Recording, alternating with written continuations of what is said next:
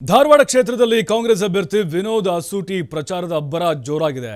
ಕ್ಷೇತ್ರದಲ್ಲಿ ಬಿಜೆಪಿಗೆ ಶಾಕ್ ಕೊಟ್ಟಿದ್ದಾರೆ ಕಾಂಗ್ರೆಸ್ ಅಭ್ಯರ್ಥಿ ಅಸೂಟಿ. ಯಂಗ್ ಲೀಡರ್ ವಿನೋದ್ ಅಸೂಟಿ ಅಬ್ಬರ ಜೋರಾಗಿದೆ.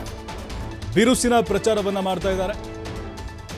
ಈಗ ಕಾಂಗ್ರೆಸ್ ಅಭ್ಯರ್ಥಿ ಅಸೂಟಿ ಶಾಕ್ ಕೊಟ್ಟಿದ್ದಾರೆ. ಬಿಜೆಪಿ ತೊರೆದು ಕಾಂಗ್ರೆಸ್ ಸೇರ್ಪಡೆಯಾಗಿದ್ದಾರೆ ಸಾಕಷ್ಟು ಜನ ಕಾರ್ಯಕರ್ತರು.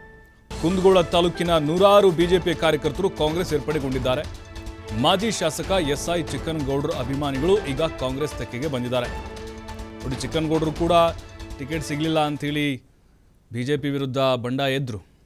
ಈಗ ಅವರ ಅಭಿಮಾನಿಗಳು ಕಂಪ್ಲೀಟ್ ಆಗಿ ವಿನೋದ್ ಅಸೂಟಿಗೆ ಬೆಂಬಲವನ್ನು ನೀಡುತ್ತಾ ಇದ್ದಾರೆ. ಅದರಲ್ಲೂ ಕುಂದಗೋಳ ವಿಧಾನಸಭಾ ಕ್ಷೇತ್ರದಲ್ಲಿ ನೂರಾರು ಬಿಜೆಪಿ ಕಾರ್ಯಕರ್ತರು ಈಗ ಕಾಂಗ್ರೆಸ್ಸನ್ನು ಸೇರ್ಪಡೆಗೊಂಡಿದ್ದಾರೆ. ಇದೊಂದು ರೀತಿ ಆನೆ ಬಲ ಬಂದಂತಾಗ್ತಾ ಇದೆ.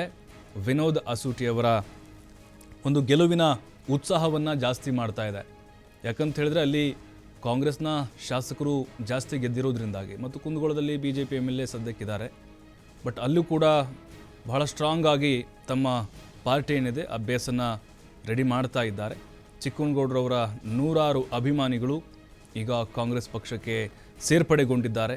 ನಾವು ಈ ಬಾರಿ ಬದಲಾವಣೆಯನ್ನು ಬಯಸಿದ್ದೇವೆ, ವಿನೋದ್ ಅಸೂಟಿ ಪರವಾಗಿ ನಾವು ನಿಲ್ತೇವೆ, ಈ ಚುನಾವಣೆಯಲ್ಲಿ ಅವರಿಗೆ ಆಶೀರ್ವಾದವನ್ನು ಮಾಡ್ತೀವಿ ಅನ್ನುವಂಥ ಒಂದು ಕಾರಣ. ಆಮೇಲೆ ಹೆಂಗಿದ್ದಾರೆ, ಸಂಘಟನೆ ಮಾಡುವಂಥ ಒಂದು ಛಲ ಇದೆ, ಉಜ್ವಲವಾದಂಥ ಭವಿಷ್ಯ ಇದೆ.